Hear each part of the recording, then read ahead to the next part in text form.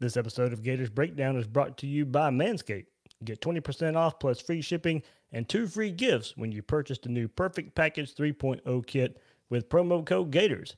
Head over to manscaped.com and purchase yours today.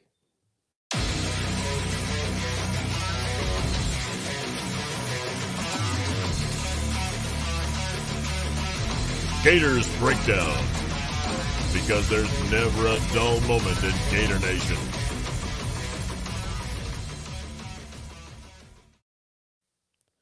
The Gators Breakdown podcast is ready to go. I'm your host, David Waters, and you can find me on Twitter at GatorDave_SEC. Will Miles is off this week, co-host there. So on this episode, I'll be joined by Brett Ciancia of Pick Six Previews, where that publication is very, and I mean very, high on the Gators. We'll get into a long discussion with Brett there. But before we do, Brett, I'll bring you in right quick, man. How's it been going? Been about a year since I spoke to you, and hope all is good with all that's going on in the world out there. Yeah, same to you, David. Thanks for having me back on. Yeah, hunkered down for those 5 months there since season ended until mid-June. Got this 2020 preview book launched, and then right as that hit, kind of like a light switch, it was just radio time and podcast time. So 40 shows in 10 days. It's been a heck of a radio tour, and really excited to talk Gators here. I know just from talking with you last year and from listening into the show, it's just an excellent job you do, and a really passionate fan base, not just of Gator Nation overall, but Gators Breakdown fans. They're very engaging on Twitter, and it'll be great to interact again this season. Yeah, absolutely. You made some headlines, and we'll get into all of that. A lot of positive talk about the Gators, so our listeners will certainly get a kick out of that.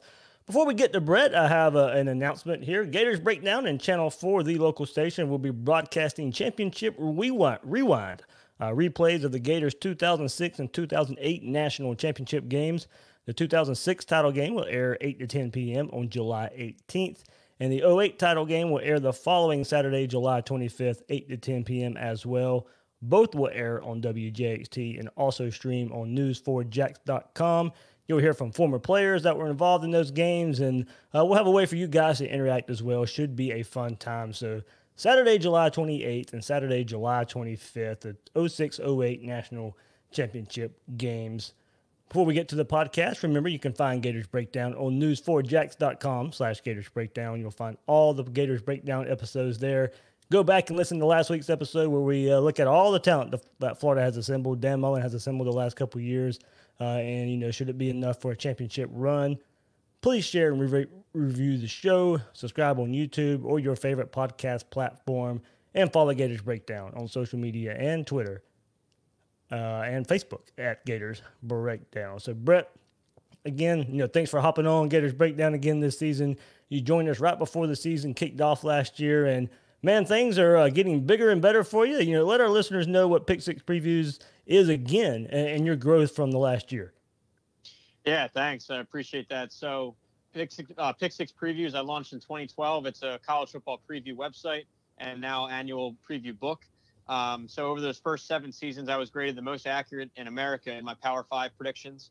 And that's not just me saying it. That was Stasson.com has been grading all the magazines and publications that you see on newsstands. They've been grading them for decades. So according to the metric, I was number 1 those first 7 years. And last year, 2019, I put together my first full comprehensive preview book where it's all 65 Power 5 teams, all my stats and analytics, the graphics, but then also putting it back into a very readable form.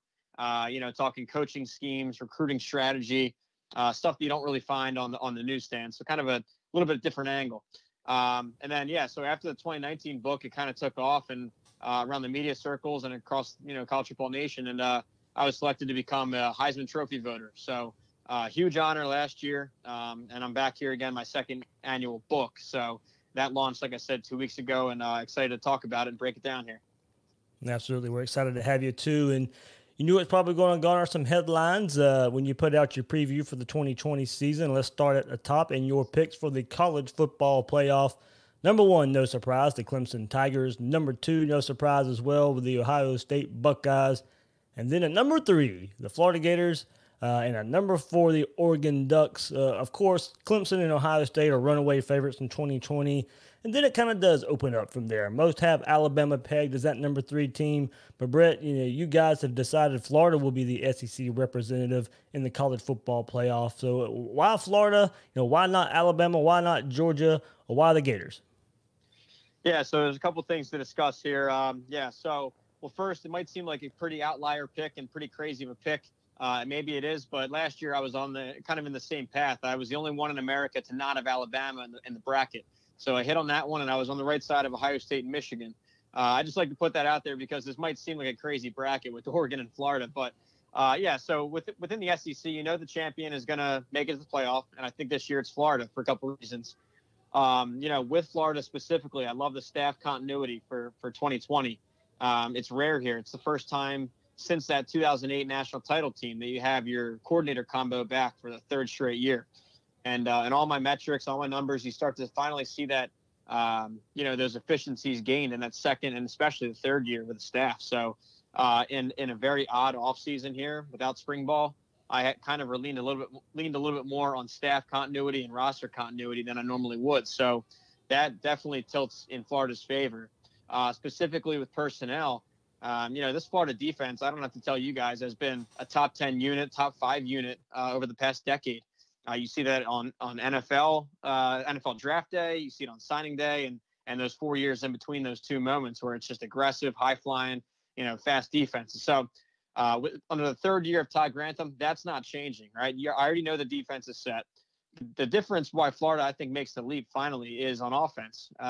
You see the deep stable of receivers, even after losing 4 great guys. Normally, that'd be enough to sink an offense, but the depth here is incredible. It's 5 stars galore. But really, most importantly, is at that quarterback spot where, think back 3, 4, 5 years ago, it was a freaking circus carousel there.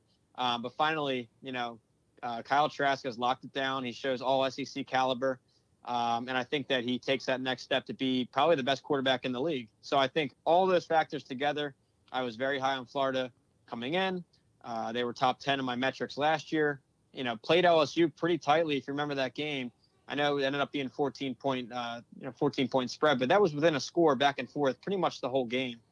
In Trask's 4th or 5th ever start. So I think you start to see even more efficiencies gained. And that's the take on Florida. Do you want me to hit on Georgia and Bama real quick? You can go ahead and hit on Alabama, and most people do have them, like I said, have them third there. We'll get into Georgia later, of course. That's the big we've discussed Georgia a lot here on Gators Breakdown, and that's the big hurdle, of course, Florida has to get over. But mostly if everybody else out there, all the other publications do have Alabama representing the SEC. So of course, it's splitting hairs right now between Florida, Alabama, and Georgia. So I guess what does hold you back about Alabama just a little bit? Yeah, so I have a couple concerns with Alabama. Mainly it's defensively, and it is crazy within Alabama's context, but this was Alabama's worst defense under Nick Saban statistically. And yes, it still finished top 15, but you started to see some cracks in the armor there where coming into 2019, Nick Saban had never allowed 45-plus points to an SEC opponent. And it happened not just once, but twice in November alone last year with Joe Burrow going through him and Auburn. So you started to see some breakdowns in the secondary. They lost a little bit of an edge on their pass rush. And now both of those issues are worsened this offseason with both of their pass rush edge guys gone in the NFL as high picks. Anthony Jennings and Terrell Lewis both gone. 3/4 of that secondary is gone. So I see some major personnel losses on defense. And then, not to mention, you lose a generational type quarterback with Tua. I know Mac Jones played fine towards the back half of that season, cost him the Auburn game with 2 pick sixes. But when you look back at his numbers, it was a lot of short passes that were caught at or behind the line, maybe a few yards down the field. But really what it was that wide receiver stable making incredible All-American plays and, juking around for 60 yards. So we haven't really seen much of Mac Jones. It's still a question mark to me. And the way that defense started to slide and loses a lot of key pieces. Plus, they do draw Georgia, which hurts both of them in a forecasting type way. I mean, one of them's getting tagged with an early loss there. So, I have Florida above Alabama and above Georgia. Well, you mentioned, those two teams playing each other, Georgia and Alabama. Does Florida's schedule play a part in you picking them to make the college football playoff? Yeah, definitely. I think that when it gets down to like you said, splitting hairs with these top 10, top 5 teams, schedule you got to look at. So Alabama and Georgia right away, someone's getting tagged with a loss. And with Florida, they don't draw Bama this year. They what they do as usual, they're playing LSU. But when you look at LSU, not to get sidetracked, but you're talking 14 starters are gone. It was kind of the perfect 1-year wonder where everything clicked, but now everything's gone. You have Dave Aranda, the defensive coordinator, gone to Baylor. Joe Brady, that ace pass game coordinator, back to the pros. Burrow gone. 14 starters gone. So I think, and you draw them in the swamp. So I think that's a favorable crossover game while Georgia gets hit with Bama. So yeah, schedule helps. A lot of Florida's normal rivals might be down a little bit here with Florida State, going through a coaching change without a spring. And then, we just mentioned LSU too. So favorable schedule, favorable draw cross division, favorable non-conference. So yeah, that all leans again, just another metric in Florida's favor. You mentioned coaching staff, and of course at the top there is Dan Mullen. And you went back in your preview this year, you went back and looked at the coaching carousel of 2018, and using your data, Dan Mullen was the best hire made that year, and it's not even close when comparing him to other coaches, even big-name coaches, Jimbo Fisher, Mario Cristobal, Scott Frost, who many Gator fans wanted, Jeremy Pruitt there at Tennessee, Chip Kelly. We all remember the back and forth with Florida for a few days, and if he was going to be the next Gators head coach. And, of course, also the already fired Willie Taggart from FSU. Like I said, you went back, and you have Mullen by the way your points kind of break out. You have Mullen by about 10 points over Jimbo Fisher, and that's a pretty big gap there. Yeah, absolutely. So for the listeners that may not be familiar with my book yet, it's, I have a lot of analytics and numbers and formulas I've created. But what it is I have them there. The graphics are shown, but I love to discuss what they mean because I like putting it back into football terms. You don't want to read about, Florida's 0.12x and X metric, but, we do that a lot here. We do that a lot here too. Yeah. I mean, there's definitely a place for it, but I like to put it back into readable terms. So You get both. You get the analytics and the words. So what I did here was, you always hear on coaching carousels in late December when people were getting hired left and right. You see these people rush to Twitter and do grades, A+ or B-.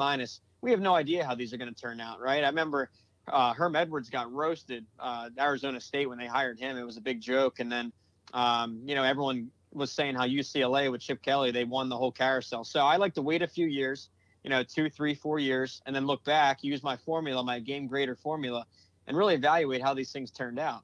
And another thing I like to do, too, is put it within the program context because another good example is Matt Campbell at Iowa State. Yeah. He wins 7 or 8 games at Iowa State. That's not the same as winning 7 or 8 at Alabama. So I like to look at the 3 or 4 years before the coach arrived, for some recent context, and then look at his 2 or 3 or 4 years he's been there. So with that in mind, Dan Mullen blew away the competition from that 2018 carousel. That was the same year I just mentioned where Chip Kelly was the sought after coach.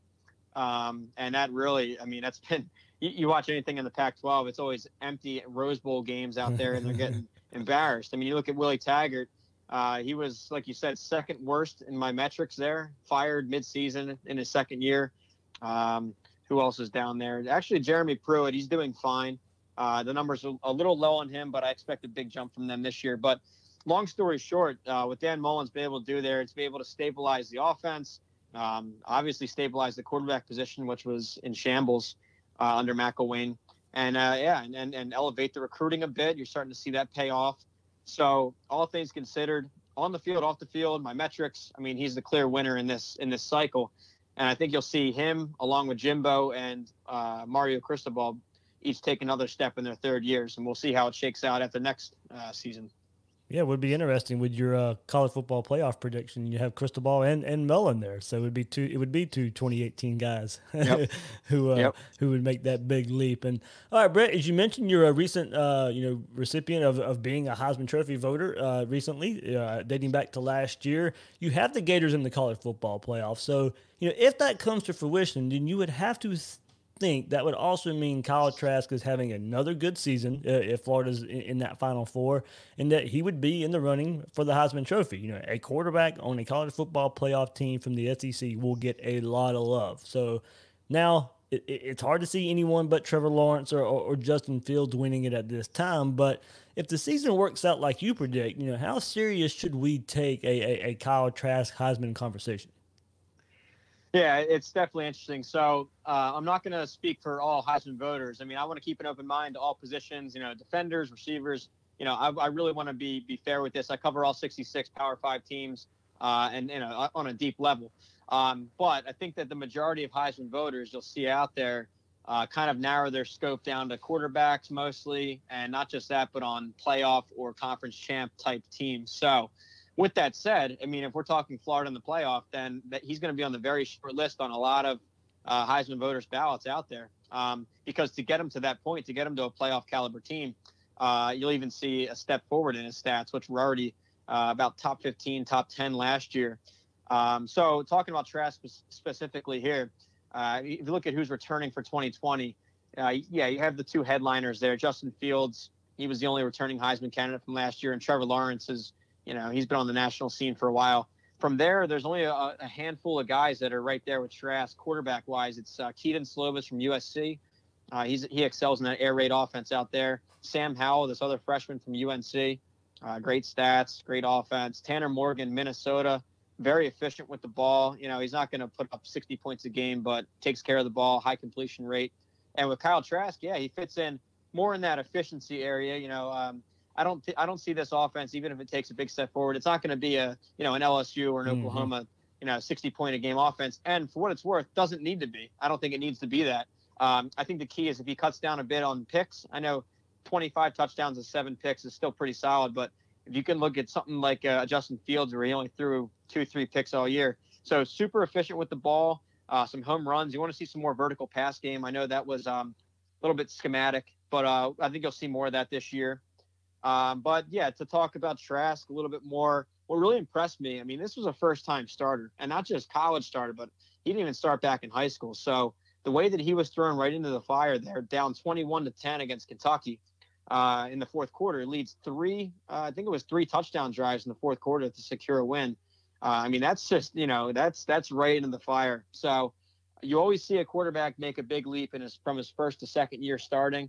I can only imagine, first to second year ever starting. I mean, it's going to be even bigger of a jump, not to mention the coordinator continuity, which is, if you look at Georgia, right, that, they don't have that over there. So, I'm pretty big on Trask.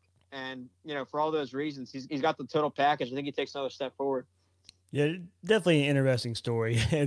Not just the, not starting, getting a chance versus Kentucky and leading Florida to 11 victories, but I mean, just as you said, to be able to amass all the experience he's been able to amass before he even got his chance, and then to be able to put it all together. And of course, we'll see how COVID and all that kind of stuff reacts there. But knowing the offense won't be a problem, it's just and there were videos of him out there over this past summer, working out and stuff. It's a bit different when you get together as a team and all that, but you would hope that everything kind of pieced together, everything added together does lead to a jump. And kind of like you, a lot of people want to kind of compare him to Joe Burrow, and going from 1 year, Joe Burrow wasn't at LSU all the time, but transferred in, played 1 year, and then took this huge leap in year two. It's asking too much to see that type of leap. That was a generational quarterback play for a season we saw from Joe Burrow. And like you said, Trask doesn't need to be that, but I do caution a lot of Gator fans out there too, who, and I have seen it, who want that Joe Burrow type leap. It's not going to happen. Yeah, I don't think it needs to happen. I think a lot of that at LSU, don't get me wrong, Joe Burrow was incredible. A lot of that was the scheme they were in. I mean, they brought in Drew Brees as pass game coordinator, and they started spreading 5 wide every play and 4 wide, and so you don't need that to happen here. I think to get Florida to the playoff caliber that they need to be, it's just take care of the ball, be efficient, connect on a bit more home runs and vertical balls than last year. And we'll talk a little bit more about the line, but I think better pass pro, but much better run push is going to be the key. So this isn't an offense that's got to go put up 50 or 60 a game. I think, take care of the ball, be efficient, 35, 40 points, that area, even that's very high, but you don't need an LSU type breakthrough to make the playoffs. Okay, Brett, here it is. It's time to give you a lot of praise here. So last year on Gators Breakdown, you touted tight end Kyle Pitts. We didn't really get to see much of him in his first season in Gainesville, but you got to see him up close and personal in high school. So you had an idea of what the Gators were getting here, but I don't even think the most die-hard Gator fan could envision the production Pitts had last season. You have pegged him a first-team All-American, first-team All-SEC. Did even with what we saw last year, did it even surprise you, even though you pegged him as the breakout player for the Gators last year?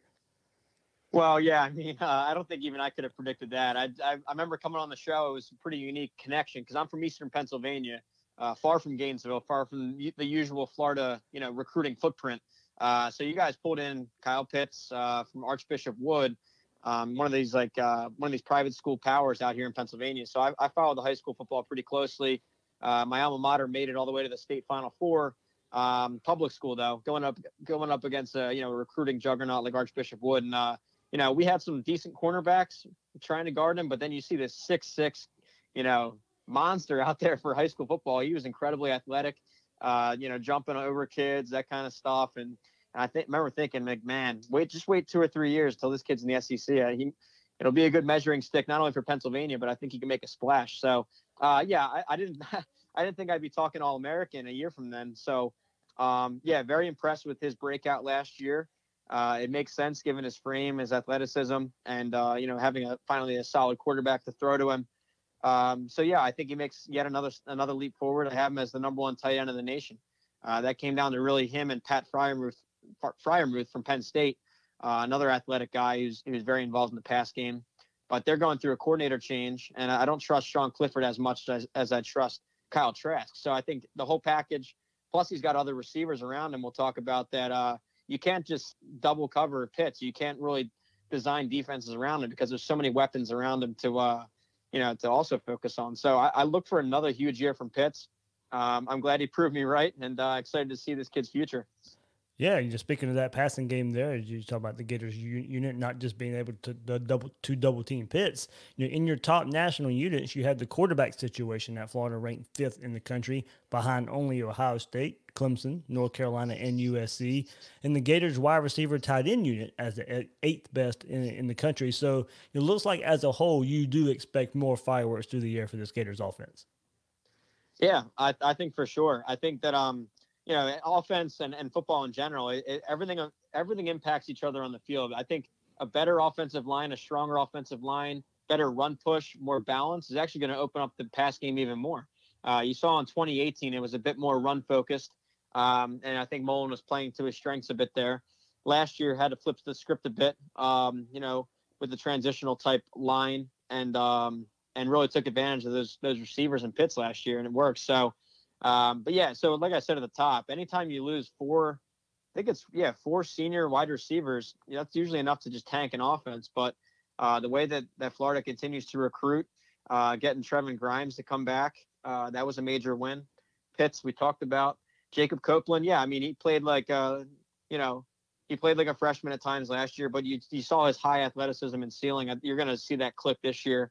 Kadarius Toney is just the X factor. I mean, you could use him in 10 different ways, and I think you started to see him take on more of the full wide receiver role a bit towards the end of the year. You're going to see more of that. So, even guys like Zipper are behind the whole crew. There's just so much talent at receiver. It's impossible not to see an improvement overall as an offense. And the reason I had Florida 5th in the quarterbacks rating, obviously Trask too, but factoring in Emory Jones too into that, because we're not just talking All-American, we're talking units.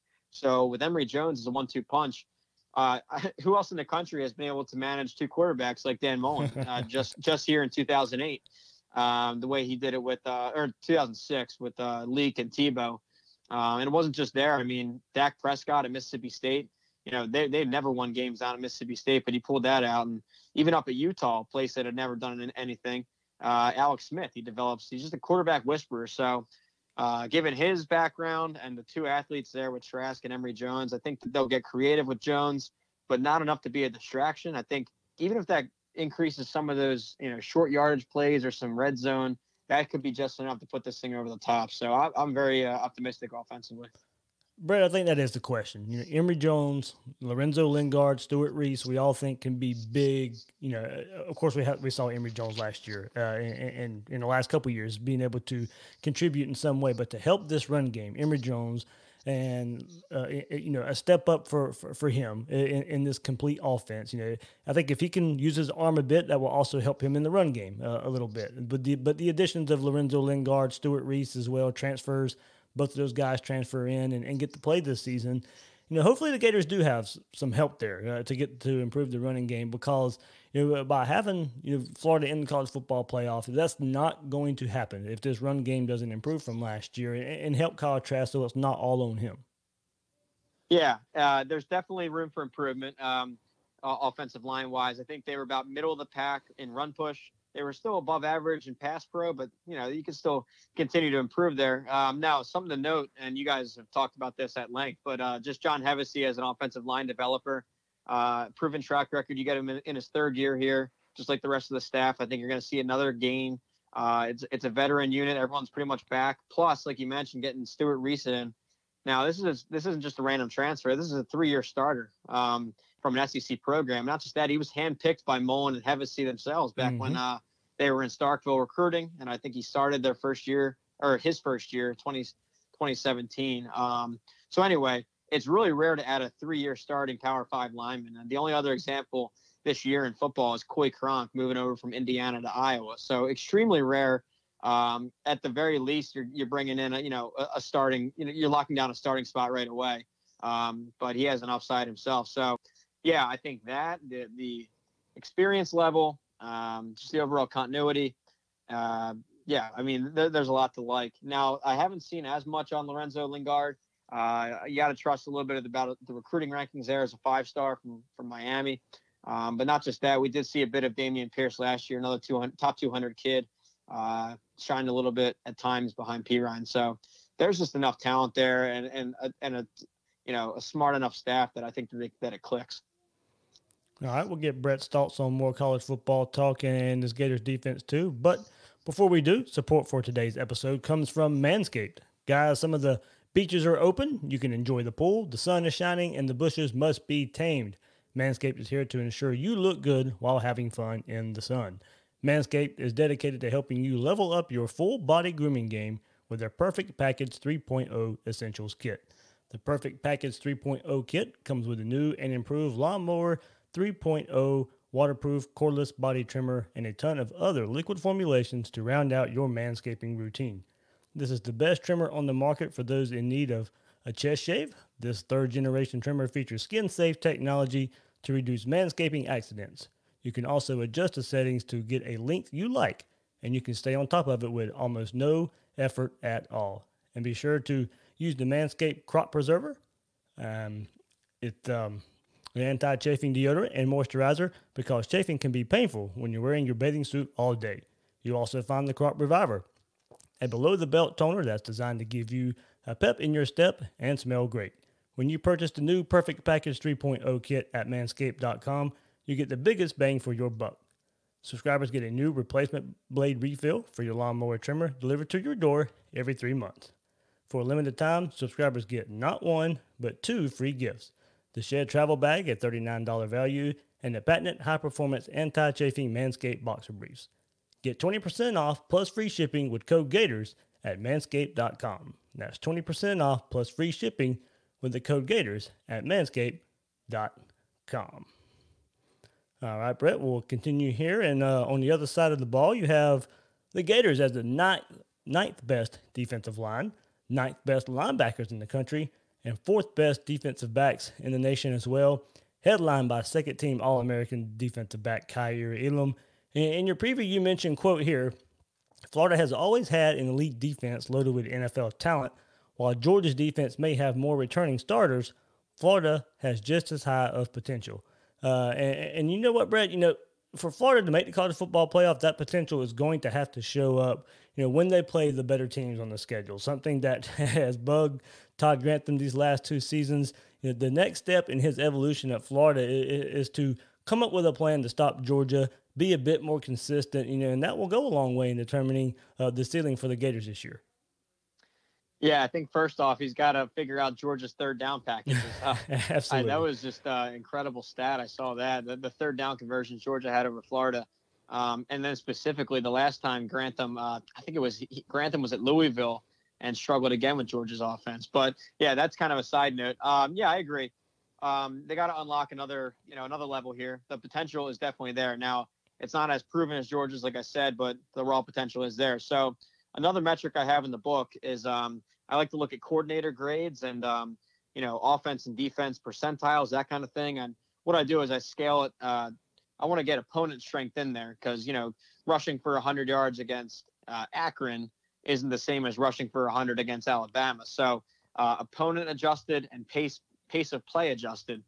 Long story short, over the last decade, Florida is number 3 on defense for me, meaning that over those 10 years, they are the third best defensive program against their opponents, factoring in pace of play.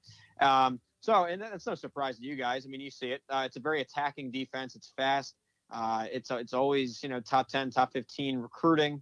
It's top 5 in NFL draft picks. And you're going to see more of that. So, yeah, you do lose Jonathan Grenard and Jabari Zuniga off the edges. And that's it. That was a huge part of why they finished top 5 in the aggressive negative play rate that I do. A ton of, 22 tackles for loss, 12 sacks, the whole bit. So, yes, that's gone. But you did see Zachary Carter excel in his 6-game audition there when Zuniga was out. So we already have a proven commodity there with Carter. Plus, you're starting to fill in 5 stars now at the openings. Brenton Cox moving over from Georgia, 5-star kid there. I like Slayton in the middle, already getting some NFL buzz. So, and 5 stars and, Gervin Baxter there, number 1 rated player in Florida. So a lot of pieces up front. Again, that kind of ties back to the potential versus proven. Yeah, Georgia probably has the most proven defense coming back, 10 starters back from their unit. But Florida, for where their vacancies are, there are 5-star talents coming in. I'm a believer in aggregate, the recruiting rankings. I know they can miss on a kid here and there, but, when you have this many blue chippers, they're more right than wrong. So, and then not to mention, I think that the biggest strength here is the secondary. You guys have a legit claim to that DBU discussion that people yell about on Twitter all year. 4th most in NFL draft pick defensive backs since 2000. Just saw CJ Henderson make the leap. But yeah, getting Marco Wilson back, he could have gone pro. Getting him another year of development, I think will be big. Forms a great duo with Elam McCorner. That's a kid where really shined towards the end of the year. Great showing in the Orange Bowl and made the all-freshman team. Maybe I'm a little bit of a sucker for the bowl bump there, but seeing his performance down the stretch, I think he makes a huge gain into All-American discussion this year. So, and then at the safety spots and the star and the nickel, right? You might have some shifting around of personnel, but I just know that there's so many guys back there that a rotation or a lineup will click. So, pretty confident overall with Florida's defense. All right, then let's go to a little more on Florida's toughest competition in the East, and that, of course, is Georgia. You have them 6th in your rankings there. So, the best defense in the country to go along with a retooled offense. So, I guess the question could be, is it the offense that kept you from picking the Bulldogs to capture the SEC East and potentially the SEC? Yeah, that's completely it, really. I mean, the defense proved itself time and again. This will be a top 5 defense. There's no way around it. 10 starters back, ton of production back. They're actually the number 1 recruiting program now in the country. They finally passed Alabama. So, yeah, they're loaded on defense. Offense-wise is where I'm concerned because, first off, it kind of looks like a 1980s offense anyway. The last time they won a title, they're kind of stuck in the 80s.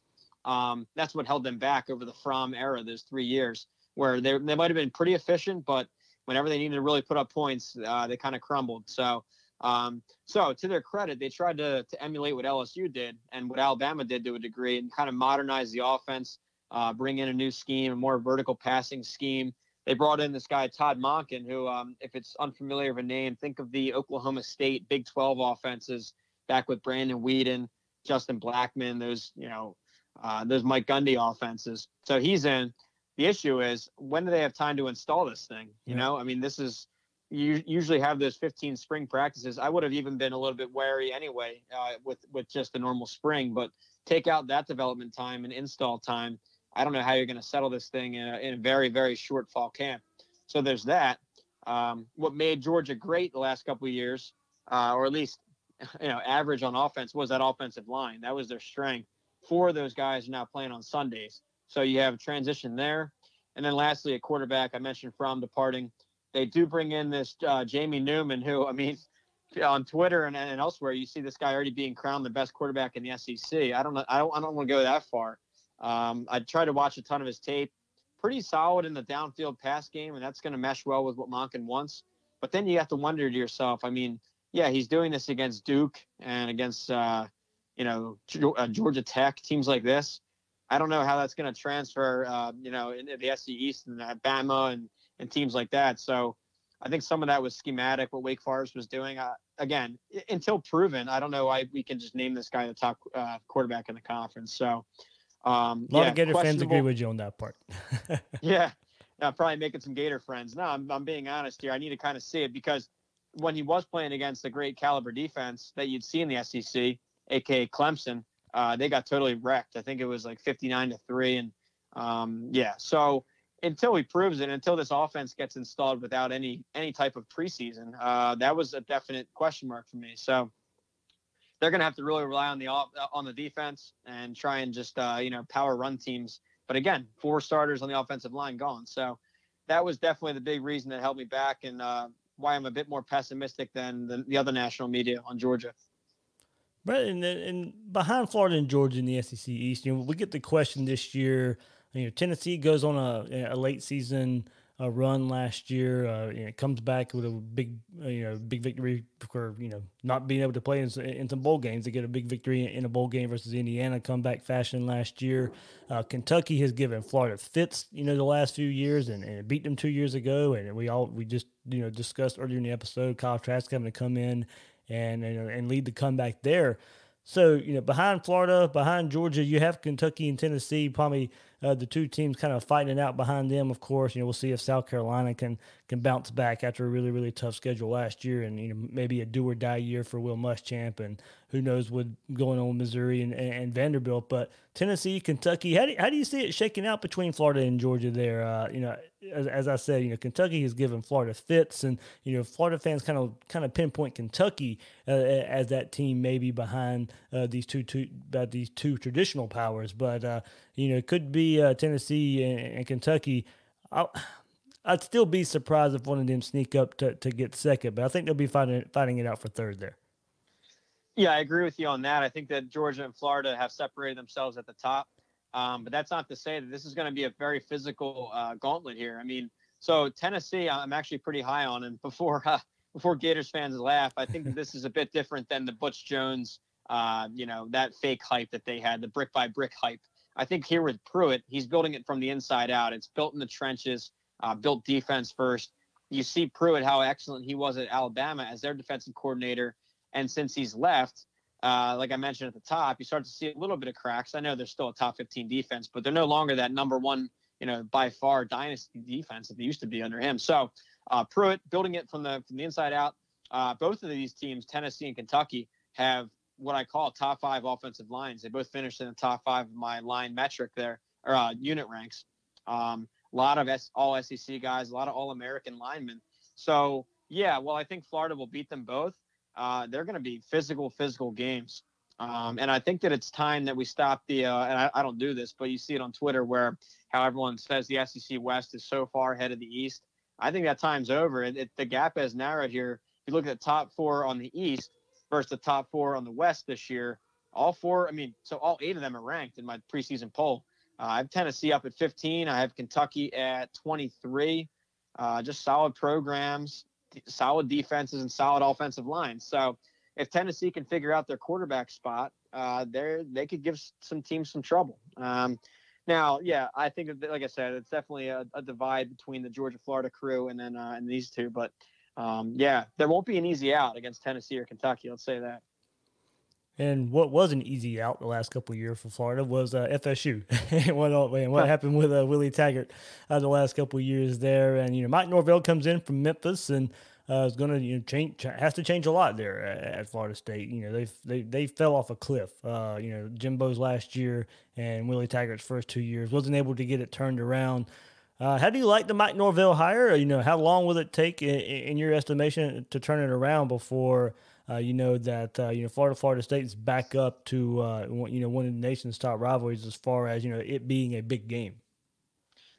Yeah, so there's a lot to unpack with Florida State. I think first off, I like the hire. He's had success everywhere. Pretty good offensive, great offensive mind there, and he brings in Kenny Dillingham, another great offensive guru there. I think it's a good hire, but again, it's not there's not enough time to install all of this offense, a very complex system, overnight. Now, what I do like about Florida State specifically in 2020 is that defense. Marvin Wilson back. He could be a first-round pick next year. The secondary is loaded with All-American candidates. Asante Samuel Jr., he's taking on Terry in practice every day, and apparently it's 50-50 or even Samuel winning those battles. So, I love the defense. Offensively, this is James Blackman's fourth offensive coordinator in 4 years. So, I mean, this is, and not to mention without an offseason this time. So, it's going to be really tough to get that thing installed. Offense-wise, the defense will have to carry them, but I still have them outside the top 25. Now, going forward as a rivalry, the Gators, Florida, have really taken the lead in recruiting on them. Florida State used to be neck and neck as one of the best recruiting programs in the country. You saw under Taggart, it really it fell out of the top 15 for the first time ever, and then now out of the top 20 for the first time ever. It's just unthinkable. So unless they can get that recruiting machine back up, I mean, I think you'll start to see Florida extend their lead as the premier team in the state. Brett, last thought here for you, and you've kind of mentioned it a couple of times, in regards to FSU just now, Georgia a little bit as well, with everything we're dealing with COVID and no spring practice and the limited availability these coaches have had with their players. You have Clemson, you have Ohio State, you have Florida, you have Oregon there, and you can, really good established head coaches, Cristobal there with the least experience out of the four there. But how do you see the predictability of the season in the games themselves? Are we looking at a crazy 2007 type season where there's upsets left and right, or is it kind of just you go with the talent, you go with what you think and you think it plays out more that way, and maybe even behind those teams that's kind of where all the mayhem comes from. But it's kind of hard to predict what kind of season we'll have just because of COVID, and we don't know how these 18 to 22-year-old kids will deal with this. Yeah, Dave, it's funny. Maybe 2007 would be the most 2020 thing possible at this moment. Probably something crazy like that. But yeah, so what goes into my book is over 1,000 hours total. It's film study. It's talking to coaches, talking to coordinators, talking to local beat writers, listening into local shows just like this one, trying to get right to the details.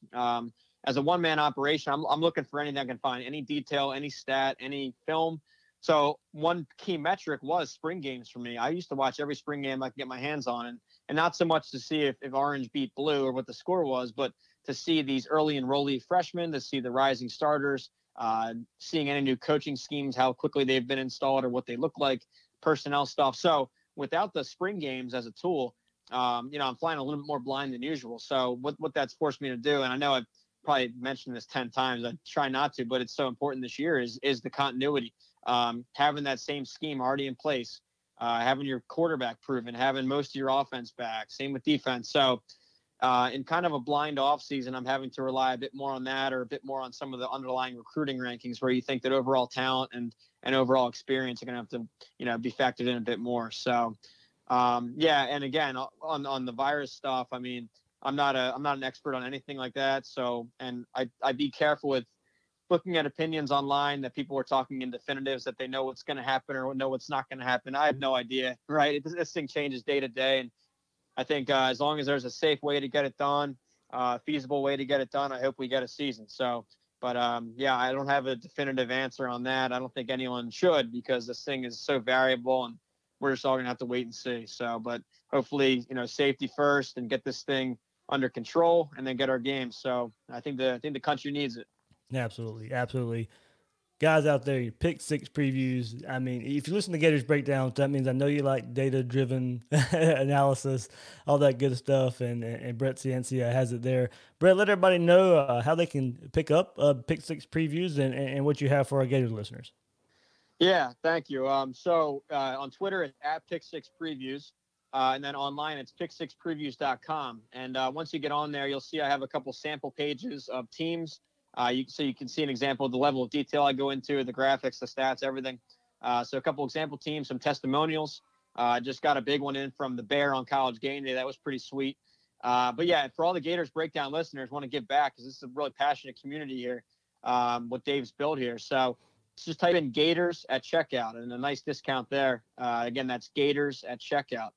And yeah, would love to hear your feedback on Twitter. I mean, I see you guys interacting all off season. So it's been a pleasure getting to know a lot of you and interact on Twitter. So yeah, and thanks Dave for having me on, and good luck to you guys as you continue to build this thing. Thank you much. Thank you much. Brett Ciancia of Pick Six Previews has the Florida Gators in the college football playoff, and you can read more on the Gators, as he said, with his Pick Six Previews 2020 preview. A lot of good insight on the Gators there. Hey, Brett, man, I can't thank you enough for hopping on again, and man, I'll go ahead and I'm going to book you a year from now, okay? yeah, let's do it again. Yeah, thanks, Dave. Anytime, and we'll be in touch on Twitter, and hopefully we're talking football this fall. Absolutely. All right, thanks, man. Thank you. That is Brett Ciancia of Pick Six Previews joining us here on Gators Breakdown. Big thanks to him. A reminder, Saturday, July 18th, you'll get the 2006 Florida Gators National Championship on Channel 4 WJXT from 8 to 10 p.m. And then the very next Saturday, the 2008 National Championship game versus Oklahoma. They'll be streaming on news4jacks.com as well. And you can watch them live on Channel 4 WJXT, and that'll be a whole lot of fun. As I said, we will have some kind of interaction thing going on there at News4Jax, so be on the lookout for that as well. So that'll do it for this episode of Gators Breakdown. I am your host, David Waters. You can find me on Twitter at GatorDave_SEC. Guys and girls out there, thanks for listening to this episode of Gators Breakdown.